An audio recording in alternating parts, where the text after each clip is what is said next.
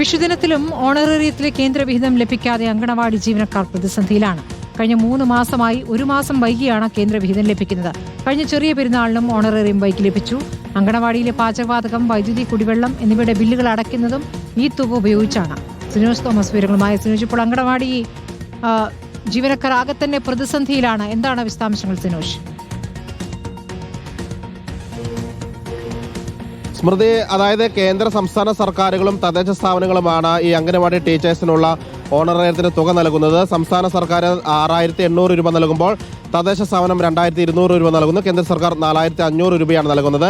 കേന്ദ്രം നൽകേണ്ട 4500 രൂപയാണ് കഴിഞ്ഞ 3 മാസമായി വൈകി ലഭിക്കുന്നത്.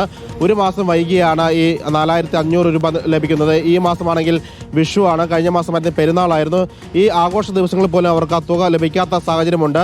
4500 രൂപ എന്ന് പറയുമ്പോൾ അവരെ സംബന്ധിച്ച് വലിയൊരു തുകയാണ്. കാരണം അംഗനവാടിയിലെ പാചകവാതകത്തിൻ്റെ തുകയും ഒപ്പം തന്നെ വൈദ്യുതി, വെള്ളത്തിൻ്റെ ഒക്കെ തന്നെ തുകയൊക്കെ തന്നെ ഈ ടീച്ചേഴ്സ് ഇങ്ങനെ ലഭിക്കുന്ന അവരുടെ ഓണറേറിയത്തിൽ നിന്ന് നൽകി അടച്ച ശേഷം അത് പഞ്ചായത്തിലേക്ക് നൽകി റീഫണ്ട് ചെയ്ത് 2-3 മാസം ശേഷം വാങ്ങുന്ന ഒരു രീതിയാണ് കേരളത്തിലുള്ളത്. അത് വലിയ തിരിച്ചടിയാണെന്ന് ഈ ടീച്ചേഴ്സ് പറയുന്നു. അത് മാത്രമല്ല, ഇവർക്ക് ഈ പ്രൊജക്ട് മീറ്റിങ്ങിന് പോയി കഴിഞ്ഞാൽ 250 രൂപയുടെ TA ഉണ്ടായിരുന്നു. അത് 2021 മുതൽ ലഭിക്കുന്നില്ല. 2023 അത് 350 രൂപയാക്കിയെങ്കിലും ഇതുവരെ TA ലഭിക്കുന്നില്ലെന്ന് പരാതിയിനൊപ്പം തന്നെ ഗർഭിണികളെയും കുട്ടികളുടെ വിവരങ്ങളൊക്കെ തന്നെ അപ്ലോഡ് ചെയ്യാൻ വേണ്ടി ഒരു മൊബൈൽ ഫോൺ നൽകിയിരുന്നു. വർഷങ്ങളായിട്ട് ആ മൊബൈൽ ഫോൺ പ്രവർത്തിക്കുന്നില്ല. ഇതിനിടയിലാണ് അവർക്ക് ലഭിക്കുന്ന ഈ തുച്ഛമായ തുക പോലും കൃത്യസമയത്ത് ലഭിക്കാത്ത ഒരു പ്രതിസന്ധി ഉള്ളത്. ഈ വിഷുദിനത്തിൽ പോലും കേന്ദ്ര സർക്കാരിന് ലഭിക്കേണ്ട ഓണറേറിയം കൃത്യമായി ലഭിക്കാത്ത സാഹചര്യത്തിലാണ് കേരളത്തിലെ അംഗനവാടി ടീച്ചേഴ്സ് ഉള്ളത്. സ്മൃതി, ശരി, സംസ്ഥാന വിവരങ്ങൾ നൽകിയത്.